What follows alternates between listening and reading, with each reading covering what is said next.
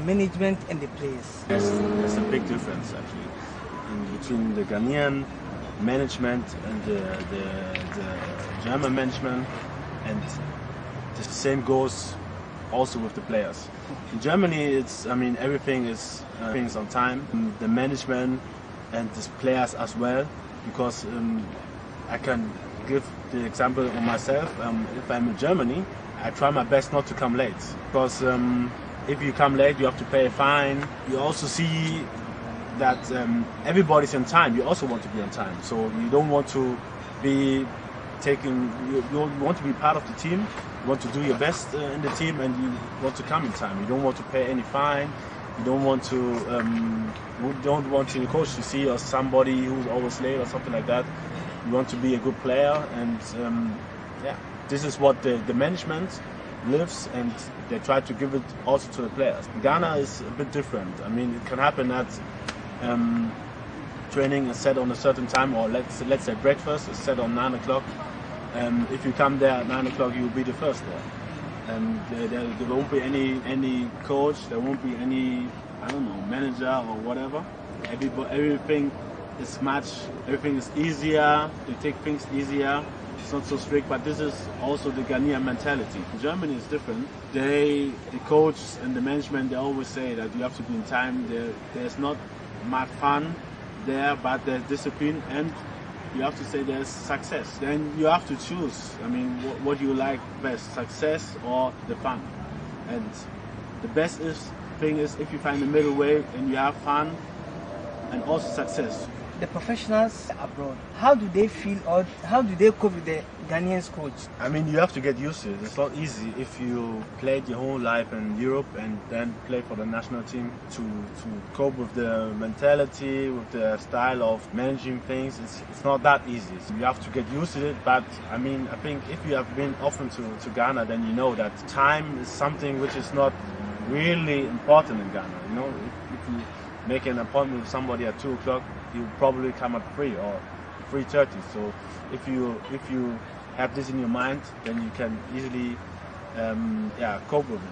So but that is more conversant with their behavior and so on, African behavior. Yeah, but if you are not used to it, it can be really tough, and because it's very confusing if you have an appointment, if you have a meeting at 4 and you come to the room and nobody's there.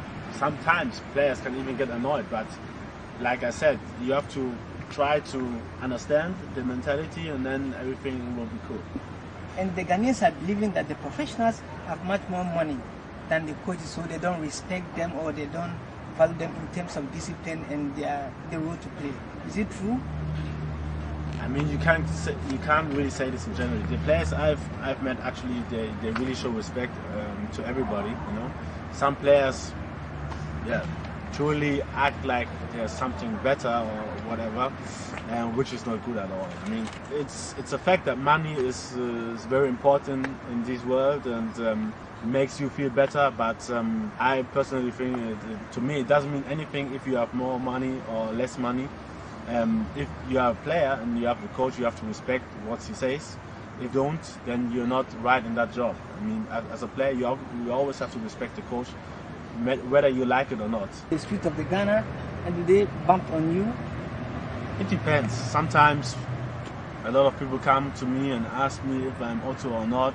Sometimes I can see talking about me, and it depends where I am, where I go, and even what I wear, how I look. But actually, with me, I'm cool. Sometimes people recognize me, sometimes not. But it's not so. It's not really like disturbing that everywhere I go, everybody comes to me or something like that. I'm glad it's not like that. But for you, it's cool. Yeah, sure. Otto, you are above 30 years now. What are your plans after hanging up your boot? Like I already said, I signed a contract with HSV. 2 years as a player and 3 years as a coach or in the management. And now my focus is actually on coaching, starting a coaching school in some few months, so that I can start with the youth teams. And then I want to go up, maybe in some few years, try to train the amateurs, and then in some further years a professional team, and these are my plans actually. So can I dream to see you one day being a Ghana national team as a coach? Who knows? There is something I admire most about the Brazilian players in Europe. They try to set up some projects like schools, clinics, and so on and so forth. In your situation, how do you see this, and what are your plans towards this? My plans. I mean, it's always a fact of how popular you are, and it's much more easier for a guy called, I don't know, Ronaldo or whatever, to bring up something at home.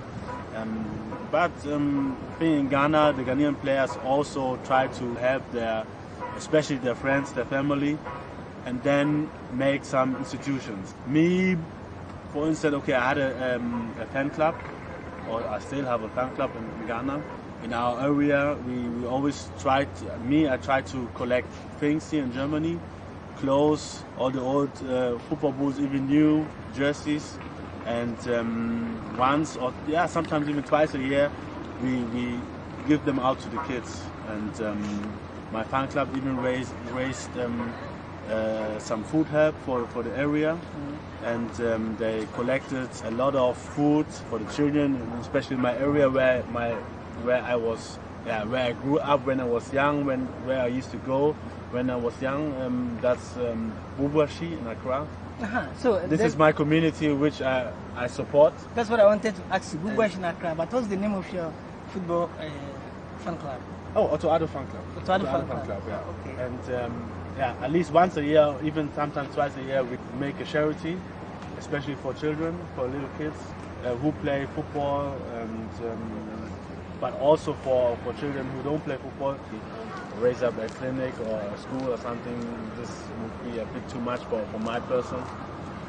But I think not only me, every player does as much as he can. What would you like to say to the public, your fans, and the younger ones who are dreaming and preparing and training very hard to be